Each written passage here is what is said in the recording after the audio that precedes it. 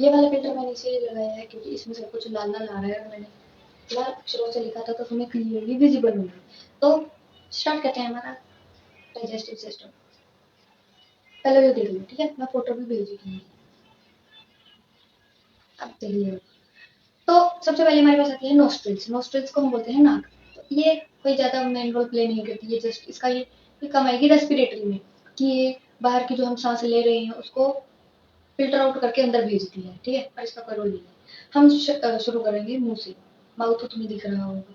Mouth से हम food को लेते हैं, च्यू करते हैं, चबाते हैं। मतलब चबाने में हमारी, जब हम चबाते हैं, मान लो तुमने एक रोटी की बुड़की ली, बुड़की रोटी रोटी को इंटेक किया, अंदर लिया, मुंह में रखा, तो तुम्हारे मुंह में अपने आप लार आने लग जाएगी, मतलब पानी सा आने लग जाएगा, है ना। तो फिर उसके थ्रू तो फिर उसके थ्रू तुम वो क्या बोलते हैं उसे, खाने को चबाओगे, और खाते खाते वो ऐसे मतलब क्या बन जाएगा, उसका सॉलिड सा बन जाएगा, सॉलिड तो वैसे थी।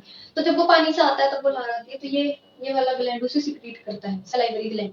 इसे हम हिंदी में बोलते हैं लार ग्रंथि, ये लार को सिक्रीट करता है, सिंपल शब्दों में। फिर ये जाता है ईसोफेगस में। ईसोफेगस को हम और भी बोलते हैं फूड पाइप, और हिंदी में क्या बोलते हैं, ग्रास नली।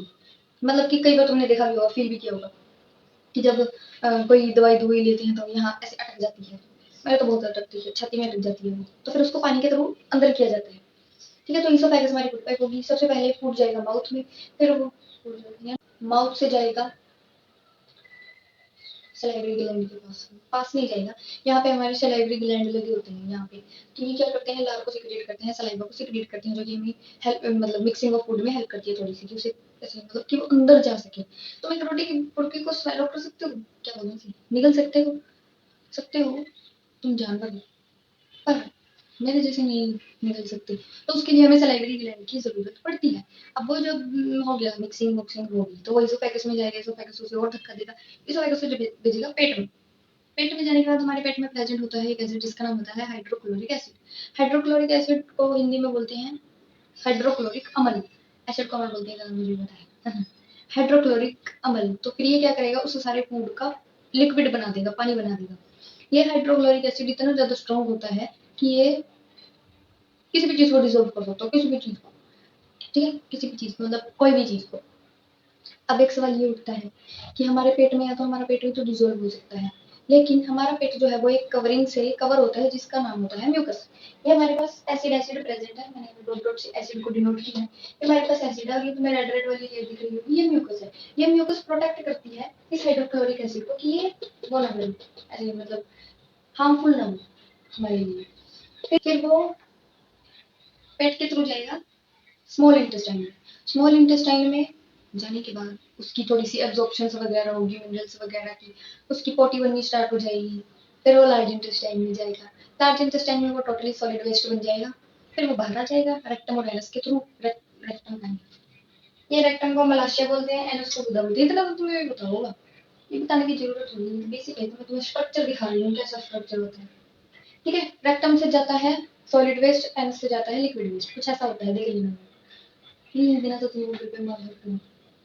लीवर, लीवर हमारा कुछ वो करता है, ग्लैंड्स भी सिक्रेट करता है, एंजाइम्स भी सिक्रेट करता है, और उसको एक गोल ब्लैडर भी होती है इसके पास, पित्त की थैली शायद है गोल ब्लैडर। वो गोल ब्लैडर जो है न्यूट्रिएंट्स को स्टोर करके रखती है कि जब भूख हड़ताल हो या कुछ ऐसा हो, तो वो गोल ब्लैडर से जो न्यूट्रिएंट्स है वो हमारी बॉडी को, हमारे ब्लड को मिलते रहते हैं, ठीक है।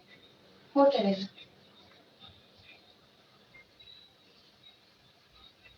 हाँ, एक वेरी वेरी मेन पॉइंट। तुम्हें यहाँ पे देखने से लग रहा होगा कि लार्ज इंटेस्टाइन बड़ी है स्मॉल इंटेस्टाइन से, मतलब बड़ी आंत बड़ी है छोटी आंत से, लेकिन ये नाम नाम में ऐसी है। छोटी आंत सबसे बड़ी है, बहुत बहुत बड़ी होती है ये छोटी आंत, होगी 2-3 फुट की, पता नहीं, गूगल पे देख के बताऊंगा बाद में, ठीक है। तो ये हमारा डाइजेस्टिव सिस्टम, इसको आगे मैं डिटेल करूंगी। अब हमारे पास 5 प्रोसेस होती है। सबसे पहले होती है इंजेक्शन, की मैंने फूड को इंटेक किया तो इंजेक्शन बोल दिया, इंटेक किया ना फूड को, रोटी की बुड़की को अंदर लिया तो इंजेक्शन बोल दिया। सांस चढ़ रही है, हवा नहीं है मेरे कमरे में, पंखा बंद कर रखा मैंने, तो इंजेक्शन ले लिया। अब इंजेक्शन के बाद उसका होगा डाइजेशन, जो भी हमने खाना खाया है, डाइजेशन कर लिया उसका।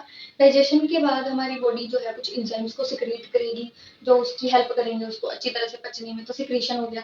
सिक्रीशन के बाद होगा एब्जॉर्प्शन की जितने भी मिनरल्स थे, विटामिन थे, जो भी फैट्स वगैरह, कार्बोहाइड्रेट्स वगैरह उनको ब्रेक डाउन करके उनको मतलब ऐसे बॉडी में कंजर्व रखना कि आगे काम आ सके वो फ्यूचर में। तो इसे और बोल देते हैं सिक्रीशन, एंजाइम्स को सिक्रीट वगैरह करना। फिर उसके बाद होगी एब्जॉर्प्शन कि जितना भी खाया पिया था उसे एब्जॉर्ब कर लो। फिर उसके बाद हो जाएगी एक्सक्रीशन, टट्टी निकल जाएगी फिर बाहर। फिर एक एंजाइम का नाम होता है एमिलेज। ये ब्रेक डाउन करता है कार्बोहाइड्रेट्स की, carbohydrates in the form of starch. Starch तुमने पढ़ा होगा, आलू में पाया जाता है व्हाइट व्हाइट कलर का, चावलों में पाया जाता है व्हाइट व्हाइट कलर का, ठीक है। तो एमिलेज एक ऐसा एंजाइम होता है, एंजाइम होता है एमिलेज, जो कि कार्बोहाइड्रेट्स को ब्रेक कर देता है इन द फॉर्म ऑफ स्टार्च, ठीक है। और ये पाया जाता है हमारे मुंह में, जो कि saliva, as you can see, produced in the form of saliva, saliva की फॉर्म में इसको प्रोड्यूस किया जाता है। लिपिड्स हो गया फैट्स, डाइजेस्ट करता है ये लिपिड्स, लिपिड लिप से डाइजेस्ट, समझ रही है ना। प्रोटीन इसका तो नाम ही बताया कि ये ब्रेक डाउन करेगा प्रोटीन्स की। जीआईटी हो गया, गैस्ट्रो इंटेस्टाइनल ट्रैक्ट, जीआईटी की full form gastro intestinal tract. और इसी गैस्ट्रो इंटेस्टाइनल ट्रैक्ट का दूसरा नाम होता है एलिमेंट्री कैनाल, एलिमेंट्री कैनाल जो कि माउथ से स्टार्ट होती है और एनस पे खत्म होती है, जो कि एक डाइजेस्टिव सिस्टम को फॉर्म करती है।